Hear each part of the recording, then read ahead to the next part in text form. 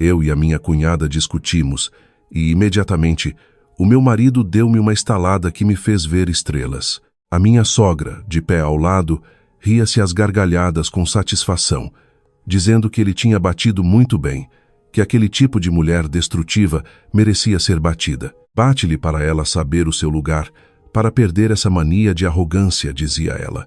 Caros ouvintes, o meu nome é Catarina. Desde que nasci, vivi rodeada de luxo. Ao sair de casa, tinha sempre quem me servisse. Mas na juventude ingênua e tola dos meus 25 anos, ansiava por um amor original, um sentimento que não cheirasse a dinheiro ou fama. Queria um homem que me amasse por quem eu era e não pelo rótulo de filha do presidente Lemos. Por causa desse pensamento irrealista, estúpido e inocente, escondi a minha verdadeira identidade. Assumi o papel de uma funcionária de escritório comum, órfã de mãe e de origens humildes, para dizer sim no altar a Tiago, um rapaz da província com grandes ambições. Abdiquei da imponente mansão em Cascais e mudei-me para uma casa estreita, cheia de umidade, num beco escuro da mouraria. Começaram aí os dias que mais tarde, ao recordar, chamei de inferno na terra. E esse foi também o meu período de maior estupidez. O meu dia começava às 5 da manhã para esfregar o fogão cheio de gordura do dia anterior. Levava o cesto para o mercado da Ribeira, regateava cada molho de grelos e cada peixe, e depois atirava-me para a cozinha para servir 3 bocas mais exigentes que reis. Dona Fátima, a minha sogra, era uma mulher profundamente materialista, amarga e machista até a cegueira. Mantinha sempre uma cara de desagrado, com os lábios finos sempre prontos a proferir insultos venenosos. És tão lenta. Uma mulher que nem consegue preparar o pequeno almoço a horas. À espera que tu sirvas a mesa, o meu filho desmaia de fome. Que lentidão de caracol. A nossa família teve azar em acolher-te. A voz estridente de Dona Fátima ecoava todas as manhãs, ferindo-me os tímpanos como um hábito diário. Eu suportava, engolia a raiva, cortava a cebola com destreza e sorria de forma pálida. Pensava que a minha submissão traria paz, mas estava enganada. A paciência de uma mulher educada, aos olhos dos ignorantes, transforma-se em fraqueza. Inês, a minha cunhada, era a personificação da preguiça e da futilidade. Com 23 anos, a primeira coisa que fazia ao abrir os olhos era ver o telemóvel, pesquisar malas e roupas de marca. Não ganhava um único cêntimo, mas gastava como filha de um milionário. Todas as manhãs dormia até ao meio-dia e, ao levantar-se, já olhava de lado para a cunhada. Como é que passaste a ferro esta camisa para ficar tão enrugada? Sabes que comprei isto na Zara? Uma salóia como tu de certeza que nunca vestiu roupas caras, por isso não sabes engomar. Inês atirou a camisa para o chão, levantando o sobrolho a insultar-me. Se fosse a Catarina de antes, bastava um aceno e dezenas de lojas da Zara enviariam as roupas embaladas para a porta dela sem que tivesse tempo de as vestir. Mas, naquele momento, apenas apanhei a camisa do chão em silêncio. Olhei para Tiago, o meu marido, que estava sentado de forma arrogante no sofá, a ler o jornal e a comer uma torrada, à espera de uma palavra de defesa. Mas Tiago apenas pigarreou, ajeitou a gravata barata e soltou uma frase fria e impregnada de machismo. És a mais velha, tens de ter paciência com ela. A Inês ainda é uma criança. Além disso, estás em casa com tempo livre. Ao menos faz as lides domésticas em condições. Eu saio para trabalhar, ganho o dinheiro. Lido com assuntos importantes, já tenho muita pressão. Não me deis dores de cabeça com essas vossas quesilhas de mulheres. Um alpinista social, secretamente inseguro, mas que adorava mostrar-se superior. Assim era Tiago. Ele era diretor de vendas numa pequena filial do Grupo Império. Sim, o grupo da minha família. Batia sempre no peito com orgulho, dizendo ser o pilar da casa, tratando-me como uma parasita. Isto apesar de o dinheiro que ele me dava todos os meses para as compras ser apenas ligeiramente superior ao salário de uma empregada de limpeza a tempo parcial. Ele usava sempre a desculpa de estar ocupado com grandes negócios e relações sociais para legitimar a sua frieza e indiferença. Naquela casa, eu não era uma esposa, eu era uma criada não remunerada, o depósito onde 3 pessoas de natureza egoísta descarregavam as frustrações das suas vidas. O cheiro, a gordura entranhava-se no meu cabelo, a exaustão marcava-me os olhos. Fui perdendo o orgulho de uma rainha para viver uma vida miserável, apenas pela palavra família. Mas a resistência humana tem limites, e aquele véu de escuridão, mais cedo ou mais tarde, seria rasgado. A podridão de um casamento raramente surge de uma tempestade súbita. Começa geralmente com fendas invisíveis, pequenos detalhes que, se a mulher não for atenta, ignorará facilmente devido à cegueira do amor. Comigo era diferente. O sangue do meu pai, forjado no mundo dos negócios, deu-me uma intuição extremamente aguçada. Comecei a sentir o cheiro. E não num sentido figurado, era o cheiro do perfume Chanel Chance no colarinho da camisa de Tiago. Um homem que se queixava sempre de falta de dinheiro e que regateava cada cêntimo da conta da luz e da água com a mulher. Por que motivo traria em si uma fragrância feminina tão cara que certamente não tinha sido comprada por mim? Lembrei-me da noite de sexta-feira passada. Tiago chegou a casa à 1 da manhã, a cambalear e a cheirar a álcool. Quando lhe tirei os sapatos, o telemóvel no bolso das calças acendeu-se. Uma mensagem de um contacto guardado como João da Logística dizia que o chefe Tiago a tinha deixado exausta e que amanhã ele teria de a compensar com uma mala da Dior. Fiquei paralisada. Que João da Logística usaria pronomes femininos de forma tão mimada a pedir uma mala da Dior? Senti o coração ser esmagado, mas não chorei nem gritei. Tirei silenciosamente uma fotografia do ecrã e guardei na minha nuvem privada. A frieza inata de alguém habituado a ler a alma dos outros começou a despertar. Não fiz um escândalo, pois para apanhar a cobra é preciso agarrar lá pela cabeça. Nos dias seguintes, observei secretamente. Apercebi-me de que a canalice do hipócrita do Tiago não se ficava pela traição. Ele usava o cargo de diretor de vendas para se exibir perante a amante, atirando dinheiro à rua como se fosse lixo, enquanto controlava as despesas da mulher de forma cruel. Como é que gastaste tanto este mês que faltam 20 euros para as despesas? Comes ouro. Eu suo sangue para ganhar dinheiro, não o imprimo. Ele atirou umas moedas para a mesa de forma agressiva, arregalando os olhos e olhando para mim com desprezo. Olhei para o dinheiro e depois para a cara dele levantada até ao teto, esboçando um sorriso irônico por dentro. Nesse mesmo dia, através de uma amiga contabilista da empresa, soube que ele tinha assinado uma fatura de um jantar romântico num restaurante francês no valor de mais de 500 euros. Não havia nenhum cliente à vista, apenas ele abraçado a uma nova funcionária chamada Carolina. A Carolina era uma mulher atrevida e sedutora, o tipo de mulher que gosta de subir na vida usando os seus atributos físicos, usando sempre olhares úmidos para atrair os homens com algum poder na empresa. Tiago protegia-a abertamente, dando-lhe os melhores projetos para ela receber as comissões, em troca de encontros secretos em hotéis à hora de almoço. Ultimamente tens chegado tarde, e o teu bônus deste mês não apareceu para fazermos as contas. Passa-se alguma coisa na empresa, querido? Fingi lançar uma pergunta de sondagem durante o jantar. Um tom de voz obediente de uma esposa dócil. Tiago hesitou por um segundo, franziu o sobrolho e atirou os talheres com força para a mesa. O que é que tu percebes de negócios para estares a perguntar? O teu trabalho é manter a cozinha limpa e servir a minha mãe em condições. Para que é que uma mulher desocupada tem de fazer perguntas e bisbilhotar? O dinheiro que ganho tenho de o investir em contactos. Achas que se chega a subdiretor sentado à secretária? Ele gritou, justificando-se com palavras pomposas. Dona Fátima, sentada ao lado, meteu-se na conversa, mastigando com a sua boca fina e desavergonhada. Exatamente. O marido chega do trabalho cansado, nem lhe serves um copo de água quente e ainda vens com um tom de interrogatório. O meu filho é talentoso, tem milhares de contactos. Não é como tu, uma parasita que só sabe meter o bedelho onde não é chamada. Baixei a cabeça, não por vergonha ou medo, mas para esconder o olhar gélido e injetado de sangue.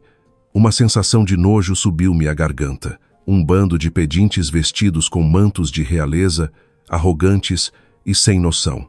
Tiago sonhava com o cargo de subdiretor da filial. Um cargo que, bastava eu dizer uma palavra ao meu pai, e ele nunca o alcançaria em toda a sua vida. A semente da traição não só matou o amor frágil que eu sentia por ele, como despertou oficialmente a loba dentro de Catarina. Aquela vida falsa talvez durasse mais algum tempo se eles próprios não tivessem ultrapassado o meu limite final. Foi numa tarde sombria de sábado. Tinha acabado de lavar um alguidar gigante com as roupas de toda a família e ia abrir a gaveta para tirar a caixa de madeira e contemplar o único bem que trouxera comigo quando entrei naquela casa. Era uma pulseira de esmeraldas encrustada com diamantes. A última recordação que a minha falecida mãe me deixara antes de fechar os olhos. Não tinha apenas valor material, era a minha vida, o canto mais sagrado da minha alma. Mas a caixa estava vazia e o meu coração falhou uma batida. As minhas mãos tremeram, virei todos os cantos do armário e debaixo do colchão, mas nada. A fechadura da gaveta mostrava sinais de ter sido forçada com uma chave de fendas. Naquela casa não entravam estranhos. Tiago estava a trabalhar. Dona Fátima estava a jogar as cartas na vizinha. Restava apenas uma pessoa em casa naquela manhã, a Inês. O sangue ferveu-me nas veias e abri a porta do quarto da Inês com estrondo. O quarto estava inundado por um cheiro a perfume barato misturado com roupas atiradas para todo lado. Ela estava a maquilhar-se, com os lábios pintados de vermelho vivo, a assobiar enquanto segurava uma mala de couro falso, preparando-se para sair com o seu grupo de amigas fúteis. E ali estava, atirada sobre a mesa de maquilhagem desarrumada, o brilho ofuscante dos diamantes. A pulseira da minha mãe estava enfiada de forma descuidada numa caixa de veludo rasca. Entrei com passos leves, mas carregando uma pressão de 1000 toneladas. Fui direta à mesa, agarrei na pulseira e apertei-a com força na mão. A minha voz desceu de tom, tão fria que a temperatura do quarto pareceu descer vários graus. O que é que estás a fazer com as minhas coisas? Inês deu um salto, virou-se bruscamente e o seu rosto mostrou inicialmente o pânico de um ladrão apanhado em flagrante. Mas a desfaçatez daquela família estava-lhe demasiado entranhada no sangue. O pânico desapareceu rapidamente, substituído por um erguer de queixo insolente. Arregalou os olhos num tom de desafio. Estás louca para entrares no meu quarto sem bateres a porta? Essa tua pulseira ranhosa de prata manchada, que vi atirada para aí, ia levar lá ali à rua para ver se dava uns trocos para comprar um brunch no Chiado. É só uma pulseira ranhosa e fazes dela um tesouro. Vens para aqui gritar e armar confusão? Inês começou a barafustar e atirou-se a mim para tentar arrancar-me a pulseira. Esquivei-me, com um olhar afiado como um punhal cravado no rosto dela. Pulseira ranhosa para uns trocos? Dei um sorriso irônico e cheio do mais profundo desprezo. Não tens olhos na cara ou tens a cabeça oca? Roubas dentro de casa, arrombas a gaveta da tua cunhada para penhorar coisas e comprar malas falsificadas. Não tens vergonha na cara? Se esta família não te ensinou o que é a dignidade, hoje sou eu que te ensino. Levantei o braço, atirei a mala falsa de que ela tanto se orgulhava para o chão e pisei-a com a ponta do sapato. Ah, atreves-te a pisar a minha mala, sua ordinária viciada em dinheiro. Quem pensas que és? És uma parasita na nossa casa, bebes a nossa água, a tua própria vida pertence a esta família, quanto mais esses farrapos baratos. Inês gritava como um animal raivoso. Começou a fazer uma fita, a puxar os próprios cabelos e a bater com os pés no chão. Os seus gritos estridentes ecoavam por toda a casa estreita. O descontrolo e o escândalo da vilã atingiram ali o seu pico. Ela começou a choramingar e atirou-se a mim para me puxar os cabelos, com as unhas pintadas de vermelho prontas a arranhar-me a cara. Mas eu tinha aprendido artes marciais de defesa pessoal desde os 12 anos. Bastou-me dar-lhe um pequeno puxão no braço. Inês desequilibrou-se e caiu de cara no monte de roupa suja. Nesse exato momento, ouviu-se o som da chave a rodar na porta. As figuras de Tiago e Dona Fátima apareceram na sala. O evento que se seguiria seria o ponto final de uma peça de teatro ridícula. Que confusão é esta na casa? Mal chego à porta, já ouço cães a ladrar e porcos a grunhir. Dona Fátima entrou a gritar, atirou os sacos de plástico para cima da mesa e avançou agressivamente. Tiago vinha logo atrás, com uma cara de fúria e aura assassina. Ao ver a mãe e o irmão, Inês agarrou-se a eles como quem se agarra a uma boia de salvação. Levantou-se à pressa, despenteou o cabelo de propósito e espremeu lágrimas e ranho pelo rosto abaixo. A representação de uma vilã mesquinha não podia passar sem estas cenas lamentáveis. Mãe, Tiago, salvem-me. Esta louca atirou-se a mim. Eu só estava a arrumar o quarto dela, vi a pulseira velha e ia levar lá para polir. E ela acusa-me de ser ladra, bateu-me e chamou a nossa família um bando de mal-educados e sem vergonha. Mãe, Tiago, vejam se ela respeita alguém. Inês gritava de forma trágica, agarrada às pernas de Dona Fátima, abanando-as com força. Dona Fátima arregalou os olhos até ficarem brancos e o sangue ferveu-lhe. Pôs as mãos nas ancas, apontou o dedo diretamente à minha cara, esticou os lábios finos e disparou uma torrente dos insultos mais nojentos de uma peixeira. Sua cabra, tens uma coragem enorme. A nossa família acolheu-te, deu-te comida e roupa. E tu, em vez de seres grata, atreves-te a bater na minha filha de ouro. Um tipo de mulher parasita, uma interesseira ordinária. A nossa família teve uma desgraça ao trazer-te para cá. Pede já desculpa a Inês de joelhos. Mantive as costas direitas, com a mão ainda a apertar a pulseira da minha mãe. Não me justifiquei, não chorei, apenas direcionei os meus olhos frios e infinitamente serenos para Tiago. Queria ver como o marido, o chefe de família, iria reagir. Tiago deu 2 passos em frente, olhou para a irmã a chorar, olhou para a mãe aos saltos e, por fim, olhou para mim com fúria. Não fez uma única pergunta sobre o que se tinha passado. Não avaliou quem tinha razão ou não. A arrogância, o machismo e a pressão externa transformaram-no num animal totalmente sem juízo. Plaf! Um som ensurdecedor rasgou o ambiente pesado. A força do braço de um homem, concentrando toda a raiva, abateu-se sobre a minha face esquerda. Apanhada de surpresa, recuei aos tropeções, bati com a cabeça na esquina do armário e caí no chão. Vi estrelas a estourar diante dos meus olhos e um fio de sangue salgado escorreu-me pelo canto da boca. Os meus ouvidos zumbiam e, ao longe, ouvia a gargalhada estridente e cheia de extrema satisfação de Dona Fátima. Bate-lhe bem, meu filho. Esse tipo de mulher destrutiva merece apanhar. Bate-lhe para ela saber o seu lugar, para perder essa mania de arrogância. Tiago estava de pé, a olhar de cima para baixo para mim, com o rosto vermelho, o dedo apontado à minha cara e gritou: "Estás muda? Pede já desculpa à tua cunhada. A humilhação que passo lá fora não te chega. Ainda vens para casa atormentar a minha família? Sua mulher malvada, inútil e estúpida.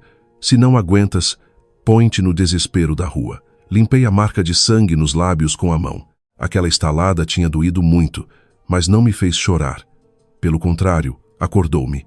Despertou toda a altivez da Catarina, que estivera enterrada durante um ano inteiro. O amor estúpido tinha secado. Qualquer pingo de afeto conjugal estava morto. Eles não me tratavam como um ser humano. Tratavam-me como um escudo para a baixeza deles. Apoiei-me lentamente e levantei-me. Aquele espetáculo ruidoso parecia-me agora apenas um bando de macacos a fazer tristes figuras. Tiago, ao ver o meu silêncio e o meu olhar escuro e sem emoção, sentiu um calafrio invisível. Ele não sabia que aquela estalada tinha pregado, pelas suas próprias mãos, os pregos no caixão de toda a sua família. Não derramei uma única lágrima. Não gritei, não parti nada, não precisei de soltar nenhum insulto para responder à linguagem suja daquela gente. A minha calma arrepiante pareceu fazer o ambiente da sala arrefecer.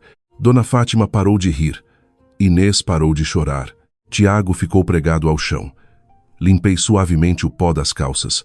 Virei-me e caminhei diretamente para o quarto do casal, deixando para trás 3 olhares estupefactos. "Onde é que vais? Não me ouviste? Põe-te de joelhos e pede desculpa à minha filha." Dona Fátima gaguejou a tentar recuperar a autoridade. Tratei-a como se fosse invisível. Abri a porta do quarto e puxei a única mala pequena que trouxera quando vim viver para esta casa. Não levei absolutamente nada do que Tiago tinha comprado. Não levei nenhuma peça de roupa comprada com o dinheiro poupado das compras. Levei apenas os meus documentos, o meu computador portátil e guardei a pulseira da minha mãe no bolso do peito. Da gaveta da secretária, tirei uma folha A4 em branco e, com a caneta, escrevi rapidamente as grandes letras: "Pedido de divórcio." Assinado: Catarina. Pousei o papel com força em cima da mesa de maquilhagem e coloquei por cima o frasco do perfume barato que Tiago me tinha oferecido quando nos casamos. Depois disto, puxei a mala e saí para a sala. Ao ver a mala na minha mão, Tiago deu um sorriso irônico, com um tom carregado da mais profunda arrogância. Quem estás a tentar assustar? Vais fazer as malas e fugir de casa. Se és tão boa, passa por essa porta para eu ver quantos dias uma mulher sem trabalho e parasita como tu aguenta lá fora. Daqui a 3 dias voltas para te ajoelhares a pedir-me de comer. Rua! Se saíres desta casa, morres à fome. Inês fez biquinho juntando-se a ele. Deixa ir. Se quer ir, que vá de vez. Menos uma boca para alimentar nesta casa, ordinária com manias de grandeza. Parei mesmo em frente à porta principal, virei a cabeça e direcionei um olhar, calmo como a água de um lago no outono, mas afiado como dezenas de milhares de agulhas para aquelas 3 pessoas. Um sorriso irônico desenhou-se nos meus lábios, frio, majestoso, carregando a aura de uma rainha esquecida. Tiago, deixei os papéis do divórcio em cima da mesa. Assina e entrega em tribunal. A partir deste momento, corto todas as relações contigo. A minha voz soou clara, soletrando cada palavra com impacto direto na cara dele. Vocês têm razão. Eu realmente não pertenço a este lugar. Uma lixeira não pode exigir conter diamantes. Desfruta dos teus últimos dias de glória ilusória. Em breve, Tiago, irás perceber o que é realmente morrer à fome. Dito isto, virei costas e a porta de ferro enferrujada bateu atrás de mim, cortando de vez uma etapa de estupidez na minha vida. Caminhei até a estrada principal e chamei um táxi. O vento da noite de Lisboa batia-me no rosto, fazendo arder o corte nos lábios, mas reacendendo a chama flamejante da vingança no meu peito. Para onde vai a senhora? Perguntou o taxista, olhando de relance para a mulher vestida de forma simples e com uma mala tão pequena. Peguei no telemóvel, inseri o cartão SIM, que guardara religiosamente durante mais de 1 ano, e marquei um número. Sim, menina Catarina, estamos às suas ordens. Do outro lado da linha, soou a voz respeitosa do advogado Gonçalo. Encostei-me ao banco do carro, fechei os olhos e a minha voz recuperou o seu poder absoluto. Gonçalo, avisa o meu pai que a sua filha querida já acordou do sonho. Manda o carro diretamente para a mansão do Grupo Império. O táxi rasgou a noite e arrancou. Deixei para trás aquele ninho apodrecido para regressar ao meu trono. O jogo estava apenas a começar. O velho táxi percorria as ruas iluminadas pelas luzes amarelas da capital, deixando para trás o beco escuro e sujo. Apoiei a cabeça no vidro, com os olhos semicerrados, a sentir cada pulsar de libertação a correr-me nas veias. Não havia lágrimas, nem a tristeza de uma mulher acabada de ser expulsa de casa pelo marido. A única coisa que reinava na minha mente era uma calma assustadora. Durante 1 ano inteiro, obriguei-me a vestir uma roupa esfarrapada, a beber a água turva da submissão apenas por uma ilusão de um lar simples, mas a realidade tinha me dado uma estalada que me fizera literalmente ver estrelas. Ensinou-me que a bondade mal direcionada é o adubo perfeito para o mal crescer. Chegamos, senhora, disse o taxista timidamente, interrompendo os meus pensamentos. Ele olhou para trás, sem conseguir esconder o espanto e um certo receio ao ver o local onde o carro acabara de parar. Paguei-lhe, peguei na pequena mala e saí.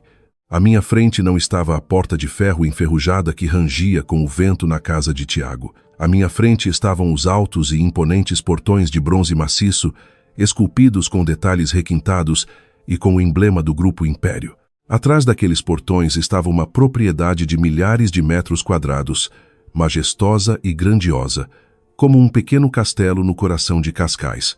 Aquele lugar, desde cada pedra da calçada até ao candelabro de cristal no salão principal, exalava um poder absoluto. Era o território do pai que me gerou, o reino do qual eu era, por direito, a única herdeira. Assim que me viram, 2 seguranças de fato escuro puseram-se em sentido e curvaram-se a 90 graus.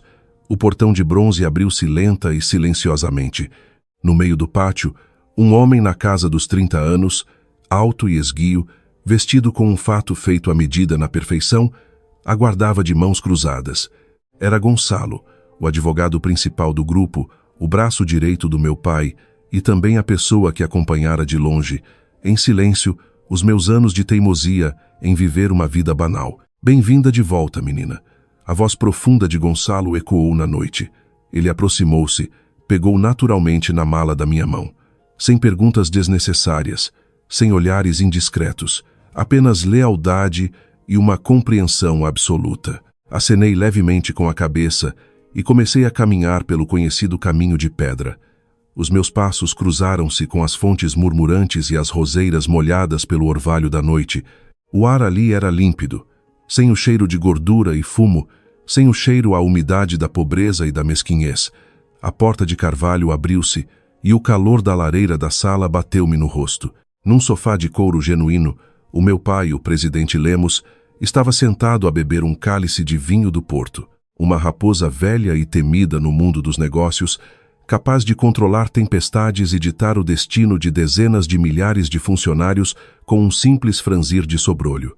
Mas naquele momento, ele era apenas um pai envelhecido, ansioso por ver a sua única filha. Assim que me viu, pousou o cálice apressadamente na mesa.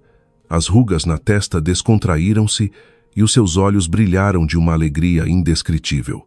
Catarina, filha do pai, finalmente voltaste para este velho. Ele levantou-se, andou rapidamente até mim e abriu os braços.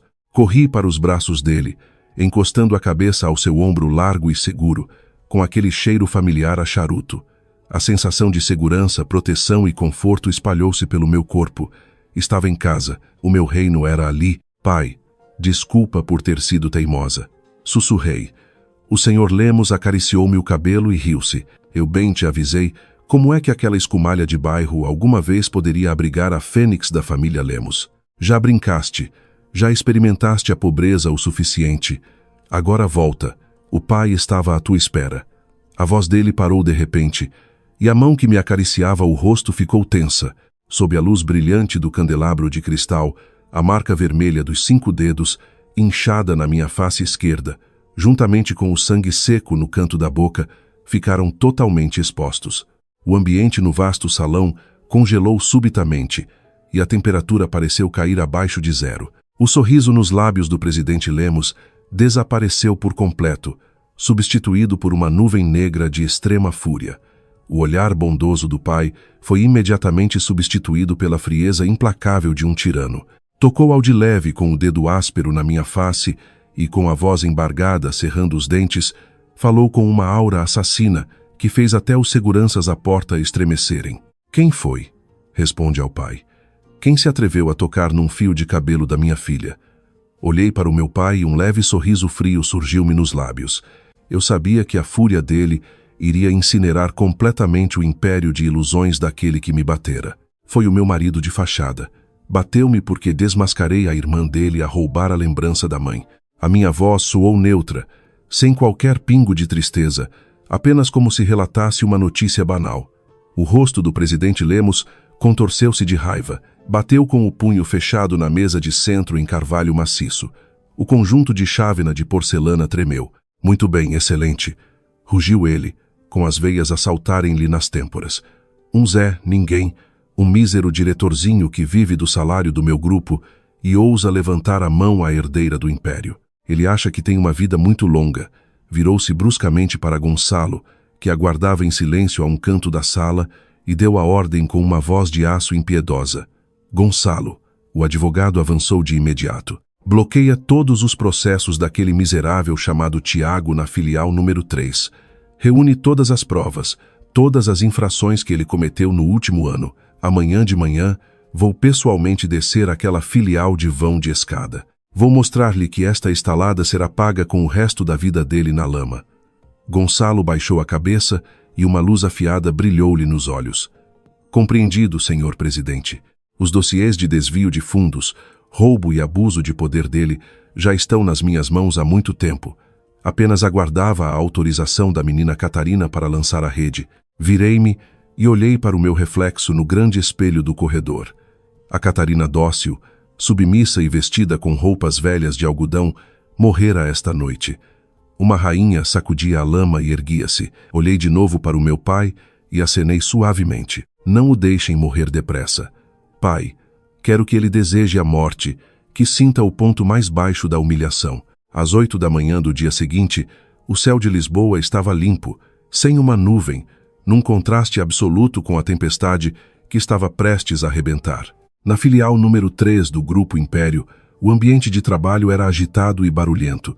e o centro das atenções não era outro senão Tiago, o diretor de vendas com a sua fachada respeitável. Tiago saiu do elevador com o rosto empinado até ao teto. Vestia um fato cinzento claro impecável, comprado com o dinheiro que cortara das despesas da esposa, com uma gravata de seda brilhante e uma pasta de pele sintética na mão. Os seus passos ecoavam no chão de mármore com a postura de um superior, de alguém prestes a atingir o pico da fama. Na cabeça dele, o mundo estava na palma da sua mão. Na noite anterior, tinha expulsado a mulher saloia e parasita de casa. Acreditava piamente que uma mulher sem dinheiro, sem profissão e sem família para a apoiar como a Catarina, só aguentaria deambular pelas ruas durante 3 dias, no máximo, até voltar a rastejar para os seus pés, a chorar e a implorar-lhe uma malga de sopa. Sorria para si mesmo, imaginando que dessa vez a faria ajoelhar-se e pedir perdão à mãe e à irmã antes de a deixar passar da porta. Adorava aquela sensação de poder, o prazer de pisar uma mulher com estudos para saciar a insegurança e baixeza escondidas no fundo da alma do rapaz provinciano. Mais ainda, hoje era o grande dia. Segundo rumores nos corredores, a sede do grupo ia enviar alguém para anunciar a nomeação de um novo executivo para a filial, com seus resultados de vendas que, na verdade, eram um mérito roubado aos subordinados, aliados a comissões desviadas. Tiago estava certo de que a cadeira de subdiretor da filial já era sua. Já tinha preparado um discurso de posse comovente e tinha prometido comprar a dona Fátima um anel de ouro e a Inês o último modelo do iPhone. "Oh, chefe Tiago, está tão elegante hoje. Fato novo, chefe", uma voz fina e sedutora fez-se ouvir. Carolina, a amante secreta de Tiago. A funcionária com olhos de raposa aproximou-se com uma chávena de café. Vestia uma saia extremamente justa, exibindo propositadamente as suas curvas provocantes e com os lábios pintados de vermelho. Ao vê-la, os olhos de Tiago semicerram-se com desejo. Olhou em redor e, vendo os outros funcionários ocupados, tocou levemente na cintura dela com um sorriso vitorioso. "Claro que sim, querida. Hoje é o dia em que o teu homem sobe ao trono. Tenho de estar a preceito." Carolina contorceu-se e encostou o peito ao braço dele, sussurrando de forma mimada. "Então, e quando fores subdiretor, o que é que me vais dar? Onde está a mala da Dior que me prometeste? Fui tão boa para ti." Tiago bateu no peito, a gabarolice típica de um alpinista social a subir-lhe a cabeça. "O que é uma malazinha da Dior? Quando for promovido, os salários e os bônus vão chover. Compro-te uma Vespa novinha em folha para andares cheia de estilo. Se fores boazinha e andares comigo, terás de tudo." "E a tua mulherzinha velha em casa?" perguntou Carolina. "Se ela souber que me compraste uma mota, vai atirar-se a ti para te arranhar todo." Carolina revirou os olhos, provocando-o de propósito. Ao ouvir falar da mulher, a expressão de Tiago mudou e os seus olhos encheram-se do mais profundo desprezo. Deu uma risada irônica, com uma voz amarga. "Mulher? Expulsei-a de casa ontem à noite. Essa inútil parasita teve o atrevimento de responder à minha mãe. Dei-lhe um estaladão que ela caiu redonda, pegou na mala e basou a meio da noite. Se não fosse eu a dar-lhe teto, agora estava a remexer no lixo. Essa tipa não te chega aos calcanhares, querida." Carolina tapou a boca para rir, com os olhos a brilhar de satisfação. "Esse é o meu chefe. É assim mesmo. Um homem de grandes negócios não tem de aturar aquelas donas de casa pobres e que cheiram a refogado. Depois desta promoção, divorcia-te dela para ficares livre. Eu sirvo-te a vida toda." Ali estavam eles, no meio do escritório, à luz do dia, a desenhar um futuro sujo e ganancioso. Tiago estava nas nuvens da sua presunção. Nem imaginava que a cadeira de subdiretor que tanto ambicionava não passava de uma cadeira elétrica e que a pessoa que iria ligar o interruptor era ninguém menos que o pai da mulher parasita a quem dera um estalo na noite anterior. Bateram às 9 da manhã em ponto. O sistema de altifalantes da filial ecoou de forma clara, exigindo que toda a direção, chefes de departamento e funcionários essenciais se reunissem de imediato na grande sala de conferências do 3º andar. Aviso importante da sede. Tiago espreguiçou-se, ajeitou o colarinho e piscou o olho a Carolina. Pigarreou, adotando a postura majestosa de um líder prestes a ascender, e caminhou com passos longos e orgulhosos até a sala de reuniões. O seu sonho de poder estava a florescer de forma resplandecente, e como a bolha estava muito cheia, a explosão seria terrível. A grande sala de conferências da filial número 3 estava a arrebentar pelas costuras. O ambiente era sufocante, misturando entusiasmo e tensão. Na primeira fila, Tiago estava sentado bem no meio, com as mãos entrelaçadas sobre a mesa e as costas direitas. Esforçava-se por manter uma expressão serena e de falsa humildade, como alguém prestes a ser chamado ao pódio da glória. Carolina, sentada na fila de trás, enviava constantemente olhares insinuantes para as costas do amante. 9:15. A pesada porta de carvalho da sala abriu-se de repente. Não era o diretor de recursos humanos da sede, nem uma mera secretária a trazer um documento com o selo vermelho. A passar pela porta estava uma equipa de seguranças de fato escuro, que se dispersou friamente para ambos os lados, estabelecendo um cordão de segurança absoluto. E caminhando no meio desse cordão, com passos firmes e uma presença que pesava como uma montanha, estava o presidente Lemos. Logo atrás dele, vinha o advogado Gonçalo, segurando um dossiê espesso. A sala inteira pareceu ter carregado no botão de pausa. Os murmúrios cessaram e deram lugar a um silêncio sepulcral. Dezenas de pessoas de boca aberta e olhos arregalados. O presidente do Grupo Império, uma figura lendária que raramente aparecia em público, alguém que só se via nas capas de revistas de economia, tinha descido pessoalmente até aquela filial miserável e degradada. Era um evento sem precedentes. O diretor da filial, que estava de pé na tribuna, desceu a correr, tropeçando no cabo do microfone e quase caindo de cara. Correu para o presidente, curvado até ao chão. Senhor presidente, por que não avisou que viria pessoalmente, para que pudéssemos preparar uma recepção adequada? O senhor Lemos nem sequer lhe lançou um olhar.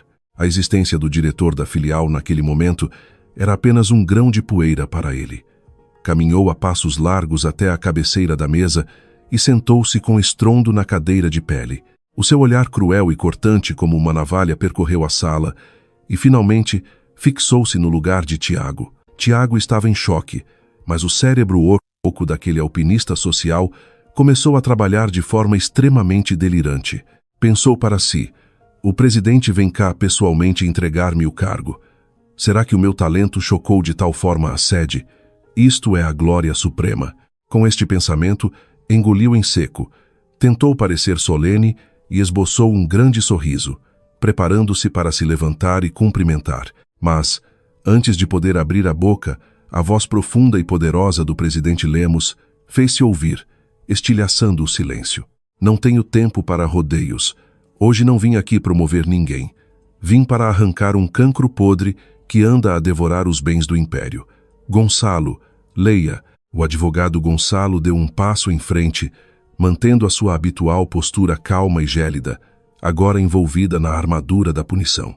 Abriu o dossiê, pigarreou e começou a ler cada palavra, de forma tão clara e estrondosa que o eco batia nas paredes. Baseado nos resultados da investigação independente do Conselho Fiscal Interno, Tiago, diretor de vendas da filial 3, durante o último ano, abusou do cargo e da sua autoridade para cometer os seguintes atos. Primeiro, falsificação de 15 contratos de publicidade, desviando fundos da empresa no valor de 100 mil euros. Segundo, conluio com fornecedores, recebendo comissões ilícitas no valor de 30 mil euros. Terceiro, Gonçalo fez uma pausa e lançou um olhar direto à fila onde estava a Carolina. Uso do cartão de crédito da empresa destinado a despesas de representação e clientes para o pagamento de despesas pessoais, compra de malas de luxo, joias e pagamentos de restaurantes e hotéis para manter relações impróprias com a funcionária subordinada chamada Carolina. A sala inteira explodiu. Dezenas de olhos viraram-se em simultâneo para Tiago. O rosto de Tiago mudou repetidamente de cor, de vermelho para branco pálido, e depois para um tom acinzentado de cadáver.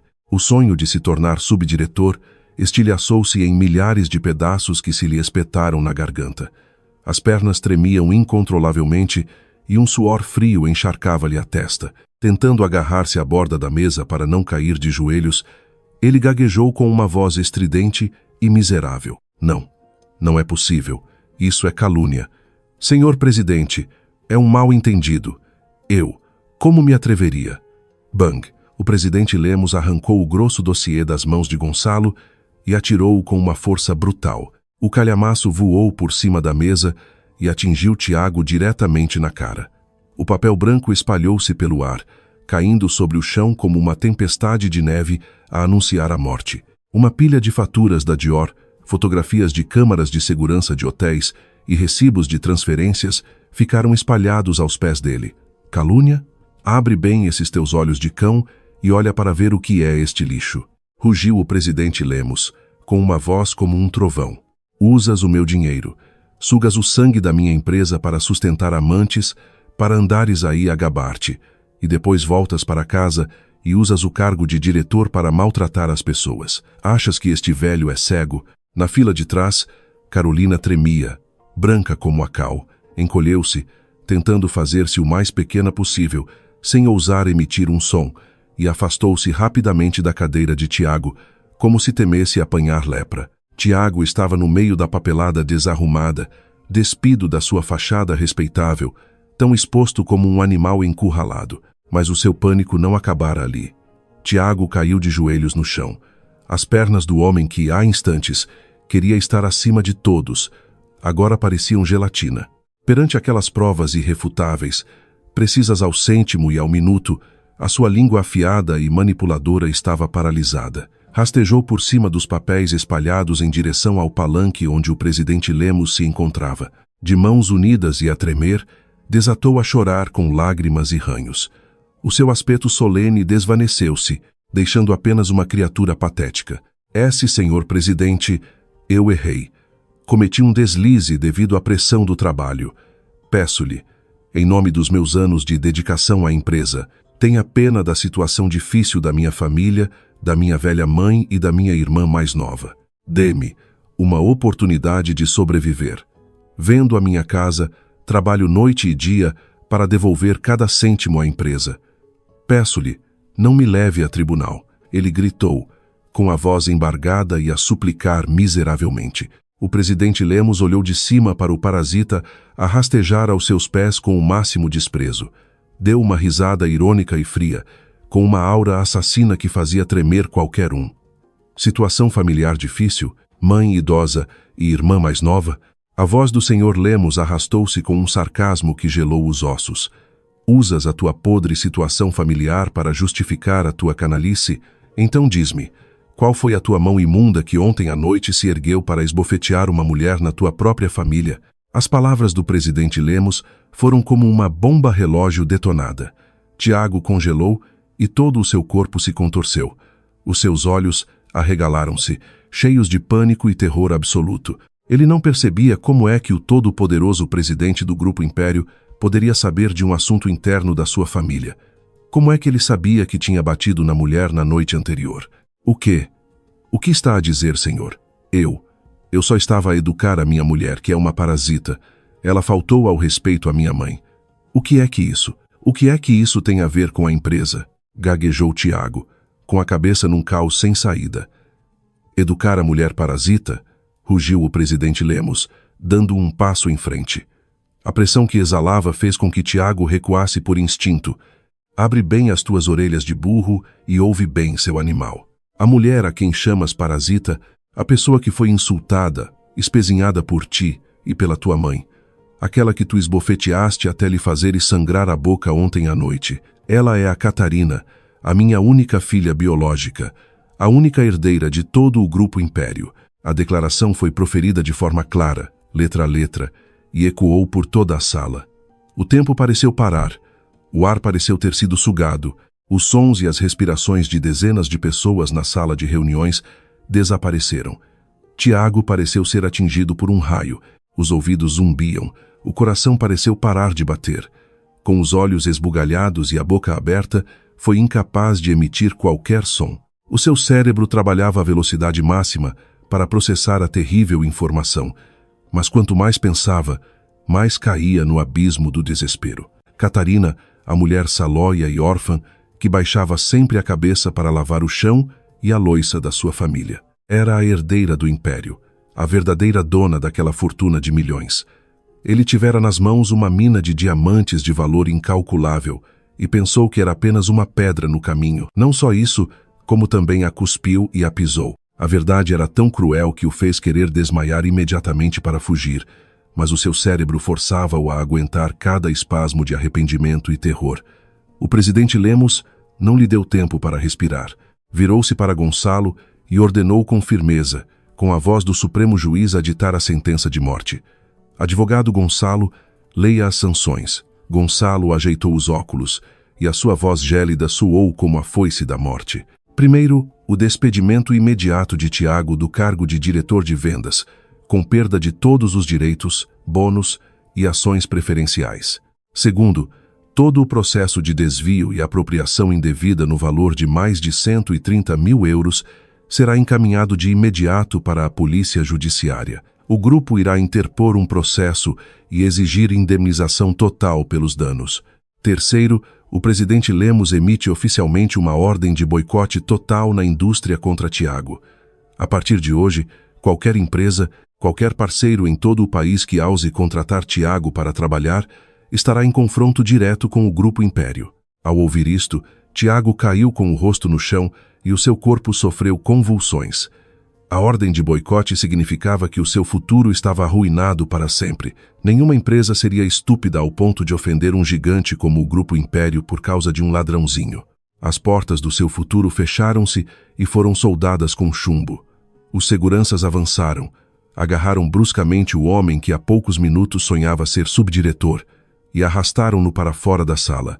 O choro e as súplicas miseráveis de Tiago afastaram-se e apagaram-se no corredor. Na sala, Carolina, pálida como a cinza, tapava o rosto a chorar em pânico, pois sabia que o seu fim também seria trágico. Uma peça de teatro desmascarada na perfeição, cruel, mas merecida ao milímetro. Atirado para fora da empresa como um cão abandonado, Tiago acenou desesperadamente a um táxi e voou em direção ao seu buraco naquele beco profundo da mouraria. A cabeça andava-lhe à roda, tinha o cabelo despenteado e a gravata de seda brilhante pendurada no pescoço de forma amarrotada, como se fosse a corda de uma forca. Empurrou a porta e invadiu a casa.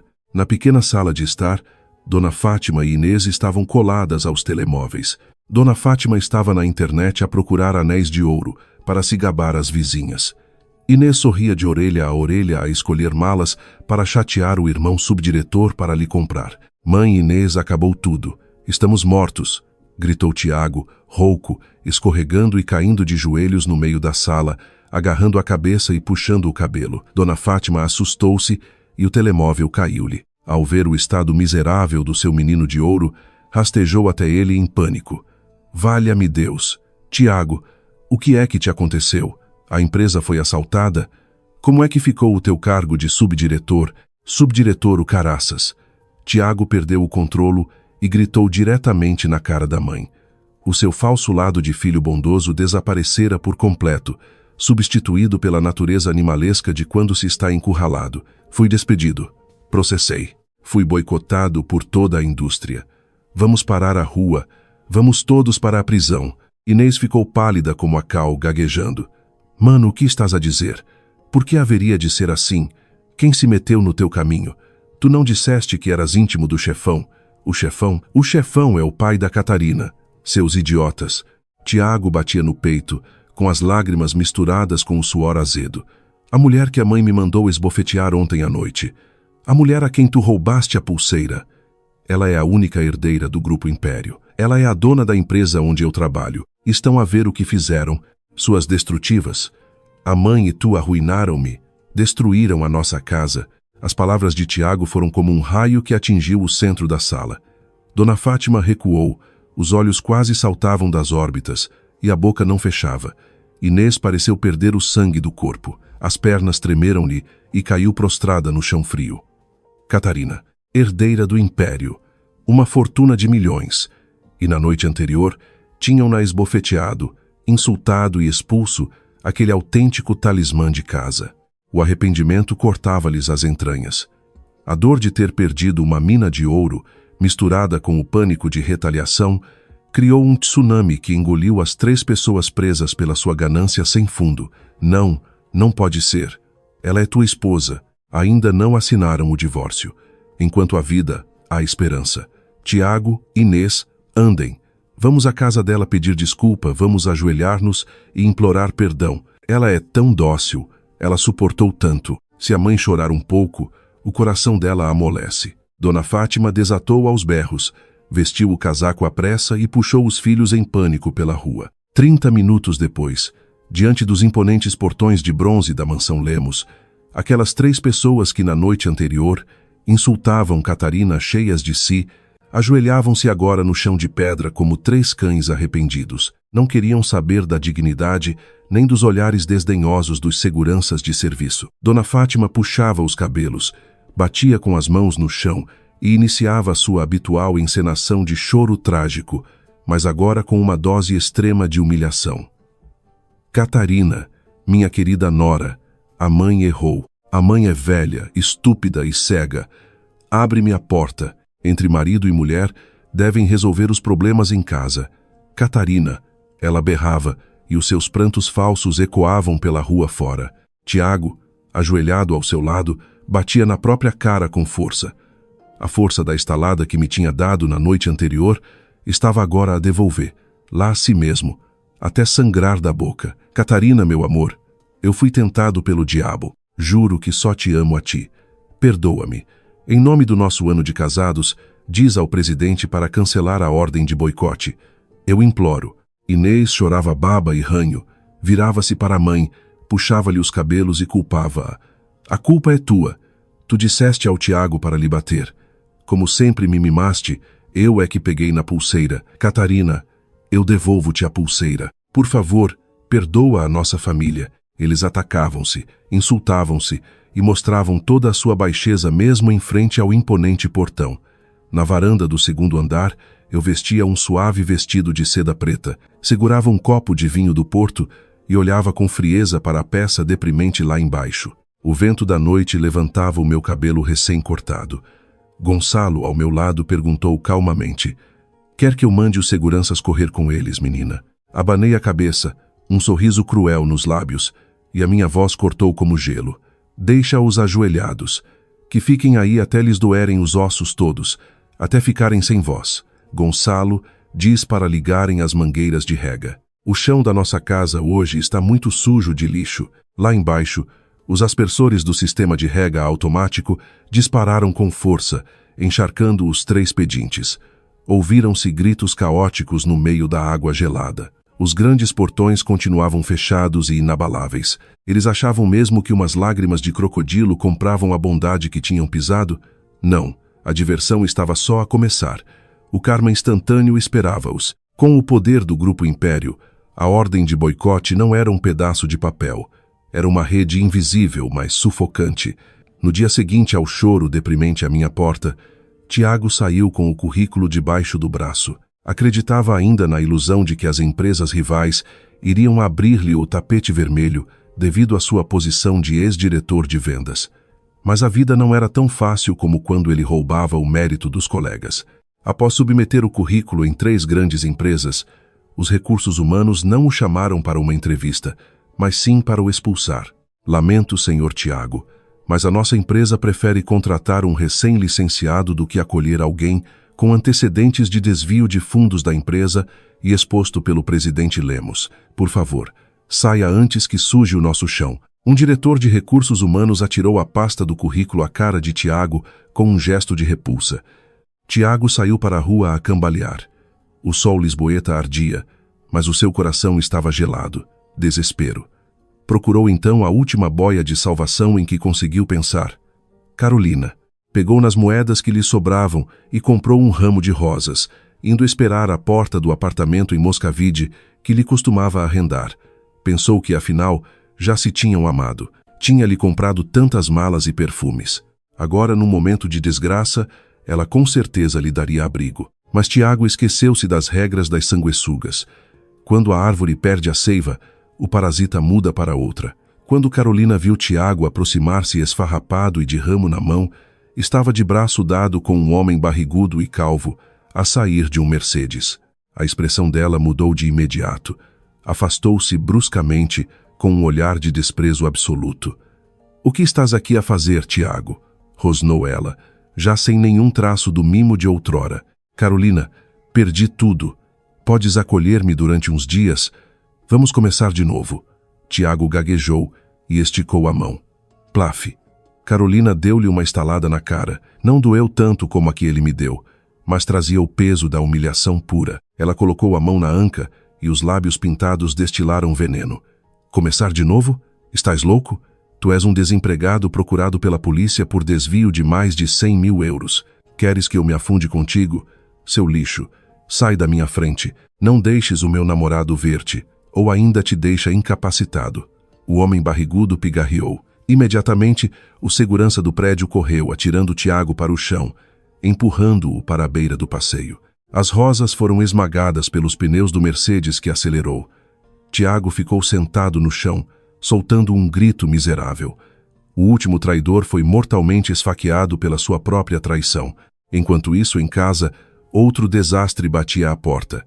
Inês, a sua irmã preguiçosa e fútil, estava escondida debaixo da cama. 3 criminosos cheios de tatuagens, segurando barras de ferro, arrombaram a porta. O seu vício de comprar roupas de luxo com créditos perigosos chegou à maturidade. Juros sobre juros, uma dívida de alguns milhares transformara-se rapidamente em 20 mil euros. Atiraram um balde de tinta vermelha por toda a sala, arrancaram Inês de debaixo da cama e bateram-lhe até lhe saltarem os dentes, obrigando-a a assinar uma promissória. O efeito dominó tinha começado a desmoronar as peças do falso orgulho daquela família. Ao ver a filha espancada por criminosos e ameaçada com a prostituição, Dona Fátima chorou convulsivamente, mas a sua natureza não lhe permitia assumir qualquer erro. Culpou a Carolina por tudo. Para a mente tacanha de Fátima, fora aquela rameira que tinha seduzido o seu menino, roubado o dinheiro dele, feito-o perder o cargo e a esposa, causando a miséria da casa. Completamente furiosa, Fátima agarrou numa faca de cozinha e apanhou um autocarro, indo esconder-se à porta da nova empresa do namorado careca da Carolina. Quando viu Carolina sair da viatura cheia de estilo, Dona Fátima soltou um grito de animal e correu para ela, agarrando-lhe nos cabelos e puxando-a. Cabra, devolve o dinheiro ao meu filho. Destruíste a minha família e eu vou matar-te. Fátima não sabia que o novo namorado de Carolina era um agiota influente no submundo de Lisboa. Antes de Fátima erguer a faca, 2 capangas enormes atiraram-na para longe com um pontapé, envolveram-na, puxaram-lhe os cabelos e deram-lhe socos brutais nas costelas. Dona Fátima rebolou no passeio a chorar e a gritar. Socorro! Estão a matar-me! Roubam o marido, o dinheiro e ainda batem numa velha. Ninguém interveio. As pessoas apenas filmavam com o telemóvel e abanavam a cabeça, sem paciência. Carolina arranjou o cabelo e cuspiu para o chão junto a Fátima. Qual a mãe, qual o filho? São ambos lixo. Diz ao Tiago para se preparar para a prisão e deixa de ladrar aqui. Dona Fátima arrastou-se até casa, pisada e com 2 costelas partidas. Mas a tragédia não ficava por ali. Nessa mesma tarde, uma carrinha de execução bancária parou em frente à casa. Funcionários impiedosos de casaco escuro entraram. Para tentar cobrir o buraco dos desvios pela ação judicial do Grupo Império e para pagar as dívidas da irmã aos agiotas, Tiago havia hipotecado a única casa que possuíam por mais de 130 mil euros. Agora, o banco estava a apreender os bens. Esta casa está executada. Todos os ocupantes têm 2 horas para retirar os seus bens pessoais e sair, ou faremos uma ordem de despejo forçada. O som dos altifalantes destruiu qualquer esperança. Expulsos a meio da tarde, sem um cêntimo, sem roupas de luxo, sem cargos, Tiago, Inês e Fátima tremiam de frio com uns sacos de plástico e algumas roupas gastas num beco que outrora era palco da sua arrogância. Os vizinhos, antigamente desprezados por Dona Fátima, riam agora às gargalhadas. Tiago agarrava o rosto, Inês chorava sem parar e Dona Fátima tossia enquanto agarrava o peito. Tinham perdido absolutamente tudo. Com as costas contra a parede, mudaram-se para uma barraca de zinco podre na periferia da Ponte Vasco da Gama, um sítio onde a água de esgoto lhes chegava aos tornozelos sempre que chovia. Pessoas normais, enfrentando o abismo criado pela sua própria ganância, arrepender-se-iam. Mas para seres de natureza podre, o castigo apenas os tornava mais doentes, loucos e letais. Na barraca quente e a cheirar a mofo e urina, Tiago estava agachado num tapete rasgado a fumar um cigarro reles, os olhos avermelhados pelo sangue. Não se culpava pela traição, não se culpava pelo desvio de dinheiro, nem culpava a mãe ou a irmã. Na sua mente distorcida, eu, Catarina, era a culpada de tudo. Foi ela que nos armou uma cilada. Sim, aquela cabra e o pai dela prepararam isto tudo. Tiago esmurrou o chão de cimento e rosnou. Ela fingiu ser pobre para nos testar e depois lixou-me. Gastei 1 ano a sustentar e alimentar essa cabra, e é assim que ela agradece. Sustentar e alimentar. Achei graça quando o Gonçalo me deu o relatório, com base na vigilância constante que tinha instalado. Um homem que dava 20 euros à esposa para comer e a obrigava a servir a casa inteira e chama-lhe sustentar. Fátima, deitada na cama, a curar a costela partida, concordou a bater os dentes. É verdade, filho, aquele lixo tem milhões, e escondeu-nos isso, enquanto nos deixou na pobreza, e fez a Inês pedir dinheiro a agiotas. Uma diaba cruel. Tiago expeliu uma longa baforada de fumo que encheu o quarto. Um raio de luz maligno cruzou-lhe os olhos. Mas, mãe, esqueceste-te de um detalhe. A lei em Portugal é clara e ainda não nos divorciamos. Eu não assinei nada. O tribunal não emitiu sentença. Perante a lei, continua a ser o marido legítimo da Catarina. Inês, que chorava com desejos de ir ao Chiado comer um brunch, saltou com os olhos a brilhar. É isso mesmo. Como marido, tens direito à metade. Tiago, metade daquele grupo tem de ser nosso, tem de ser da nossa família. O machismo e a ganância apoderaram-se dele, esmagando os últimos pedaços de razão. Ela é minha mulher. A sua vida é minha. O seu patrimônio é meu. O senhor Lemos está velho e vai morrer. Se eu tiver uma prova contra ela, se a forçar a não se divorciar, eu vou reinar no trono do império. Eu não vou deixar que me humilhem assim. Olharam-se no escuro, sorrisos aterradores espelhavam os seus rostos encardidos. Quando as pessoas abandonam a luz, preparam-se para assinar um pacto com o diabo. A ideia de chantagem e destruição da honra da esposa, a quem um dia chamara parasita, acabara de nascer daquele poço fétido. Enquanto mergulhavam na lama escura, do meu lado iluminado eu realizava a transformação perfeita. A Catarina mansa, vestida com calças de fato de treino, morrera naquela noite inesquecível. Saí do salão de beleza com um corte de cabelo até aos ombros, liso e num tom louro cinza deslumbrante.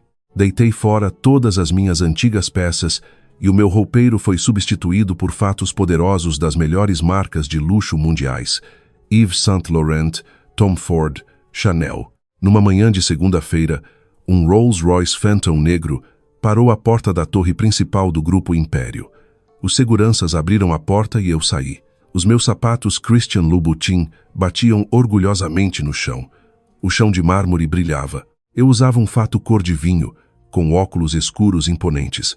A minha aura esmagadora fez com que os funcionários encolhessem os ombros e abrissem passagem. Ocupei o lugar de diretora executiva, a CEO, surpreendendo os raposas velhos e gananciosos da administração. Inicialmente desdenharam, dizendo que eu seria apenas um adereço e que o meu pai faria todo o trabalho. Mas, logo na primeira reunião, esbofeteei as caras deles com os relatórios financeiros. O Projeto Sul, os lucros do trimestre baixaram 12%. Senhor Costa, como explica o orçamento de materiais derrapar 1 milhão de euros num mês? Acha que eu não sei ler ou acha que sou cega? Bate com os relatórios na mesa e o meu olhar encontrou o de Costa, que transpirava frio e não conseguiu proferir uma palavra. A minha atitude severa e fria desmantelou uma cadeia de corrupção, exigindo novos desfechos de contratos numa manhã. A minha cabeça firme e cheia de experiência fez com que até o conselho de administração sentisse um absoluto respeito. Ao longo deste processo, Gonçalo estava sempre ao meu lado, forte como uma rocha.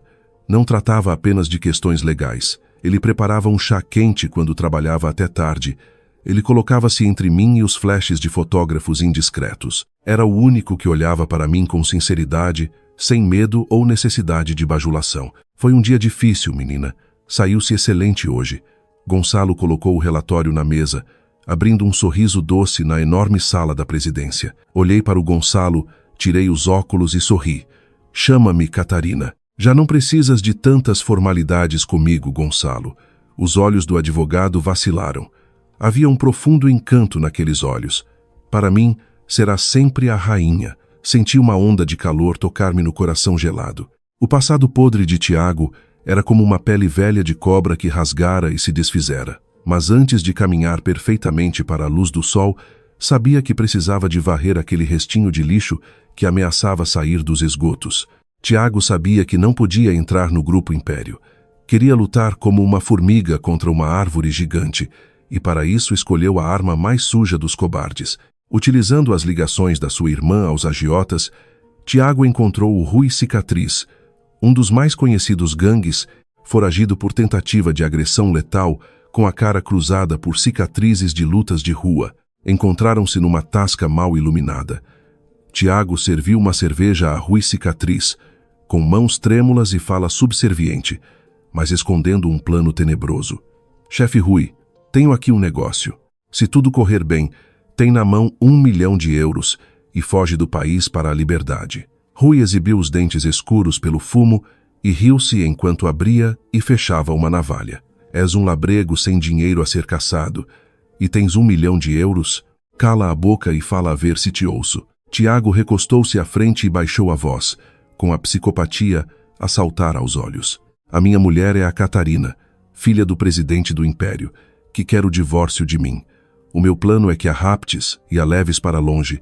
Faz o que quiseres com ela, que eu estarei a gravar. Dar-lhe-emos drogas, violência. Grava-se tudo, nua e imunda, e envio para aquele rico do pai. Rui levantou o sobrolho. Estava surpreendido com a malícia daquele suposto menino da mamã educado. Queres dar-me a tua mulher a provar? Estás a entregar a tua mulher à escumalha?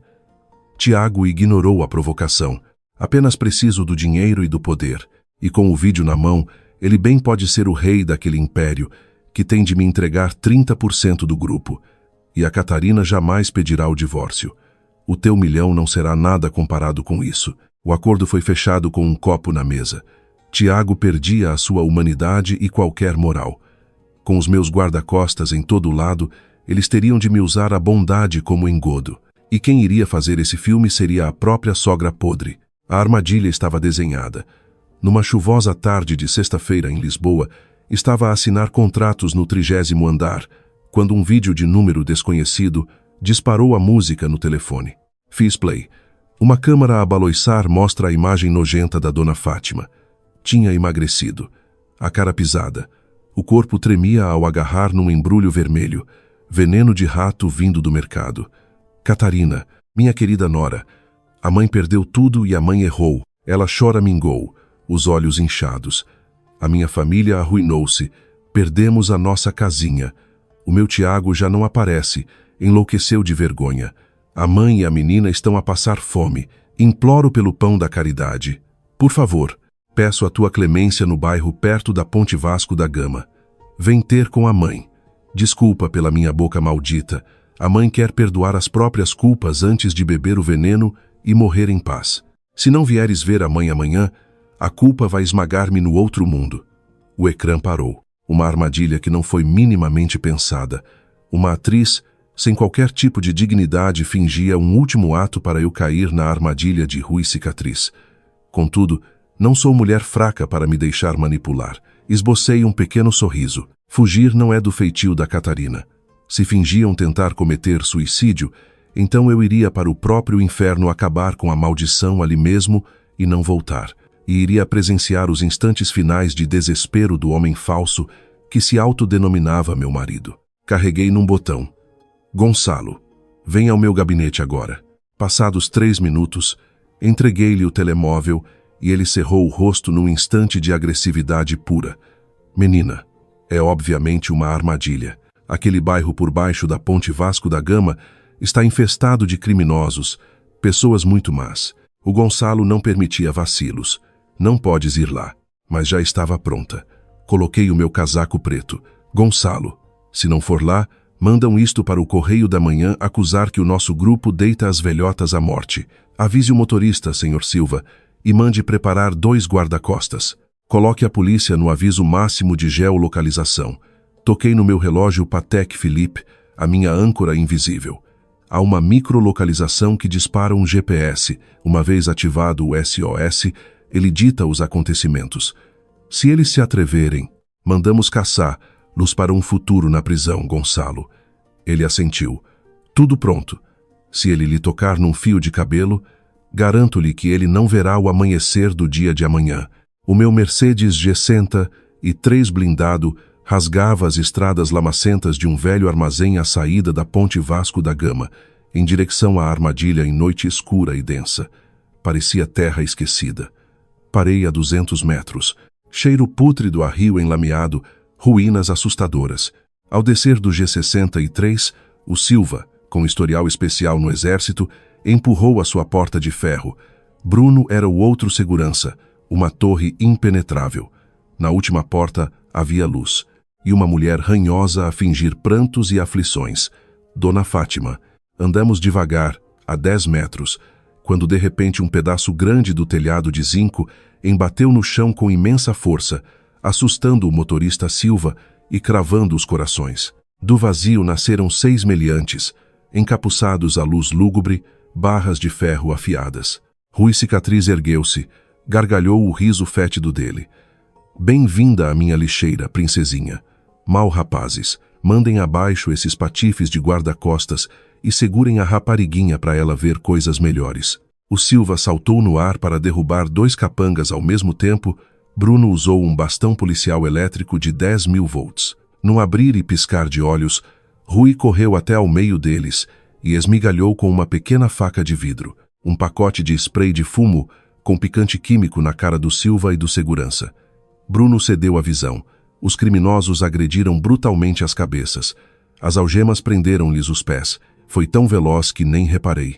Um bando de hienas segurava os meus 2 rapazes imobilizados. Engoli e carreguei discretamente no Patek Philippe, na tecla SOS, antes que fossem todos para cima de mim. O alarme ressoou. Rui abriu os olhos arregalados de devasso ao olhar para a filha Lemos. Ai, carinha linda e cheirosa de menina milionária. Vais rir à gargalhada, boneca. Encharcou um trapo no líquido com odor anestésico e comprimiu o meu nariz. A resistência afrouxou o cérebro em negrume constante e denso na cave vazia.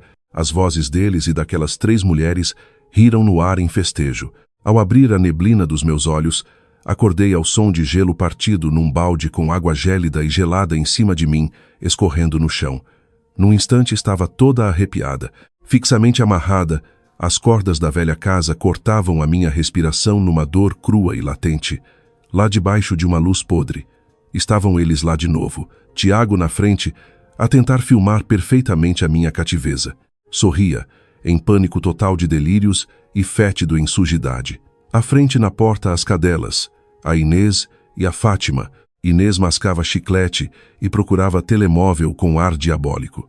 Tudo perfeitamente armado, e a velha nunca tocou na comida de ratazanas. Acordaste, fofinha? Ele estava com o microfone vermelho a filmar no rosto que estive encostada e acarinhada. Cuspiu as palavras do diabo. Quanto esperei.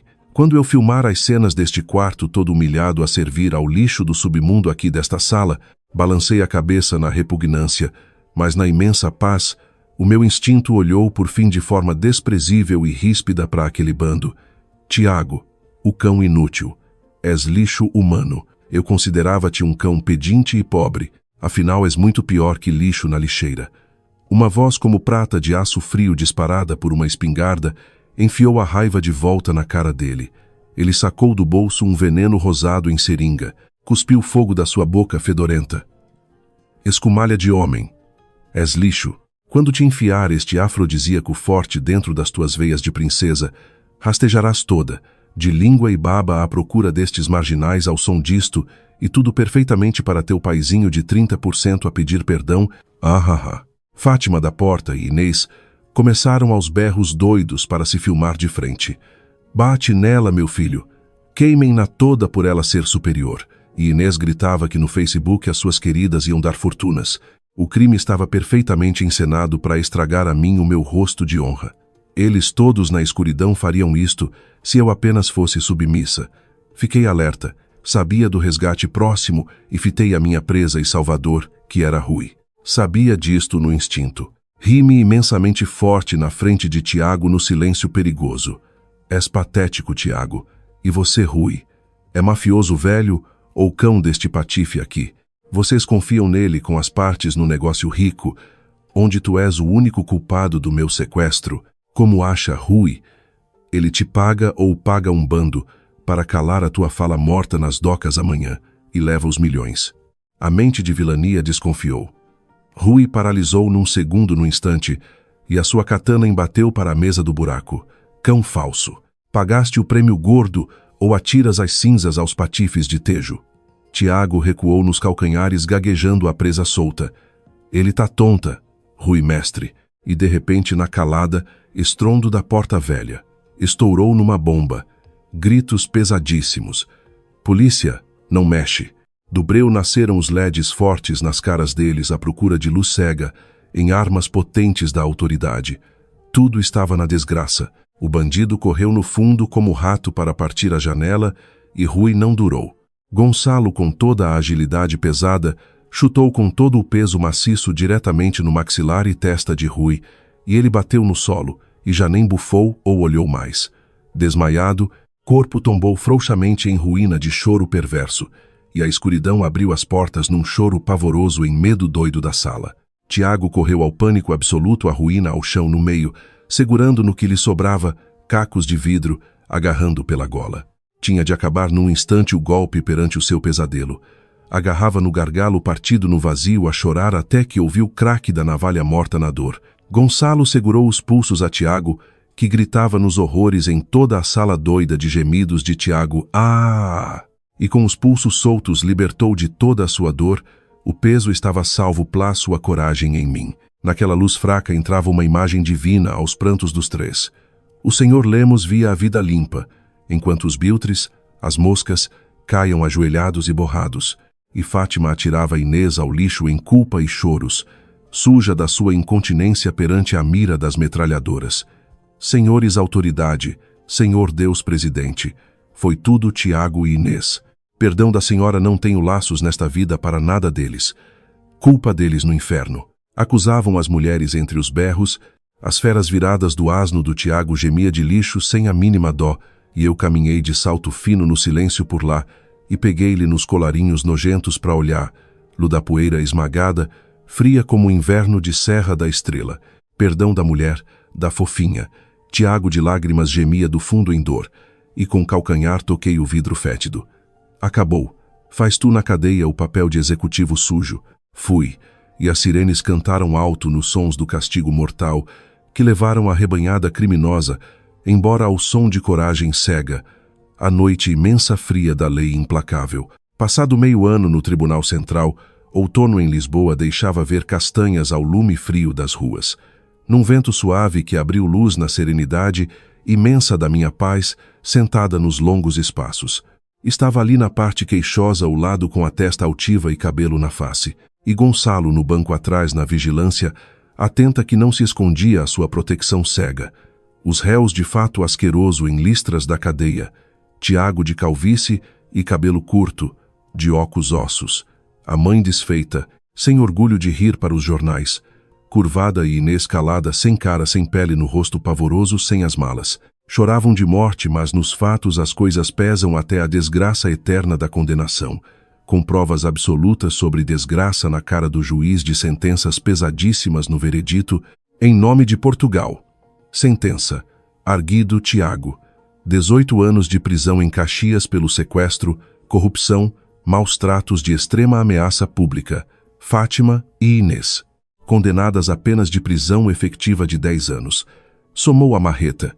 Enjaulados choraram no medo final, até entrarem no carrilhão prisional para se cobrirem num inferno esquecido. Caminhei em liberdade aos céus azuis em sol radiante pela minha libertação plena da ignorância para toda a paz, perante a luz do vento novo a fluir. A nova Catarina que mandava o meu caminho de verdade real, sem mentiras rudes perante tudo. Do lado olhei. Gonçalo acompanhava aquele sol com brilho sincero de proteção infinita à minha mão, e alisou ligeiramente com dedos de leve o cabelo. Terminou tudo para as piores mágoas. Vamos à casa, Catarina. Sim, regresso à casa real para nós. Olhando do fundo que as cinzas da vergonha viram sol, subo e abrimos o guião com novos sorrisos felizes ao futuro lindo, a glória triunfal da minha majestosa nova estrada ao futuro, com a mão dada. Obrigado por ouvirem toda a história completa. O que acham deste veredicto a família de Tiago e tudo à volta dele?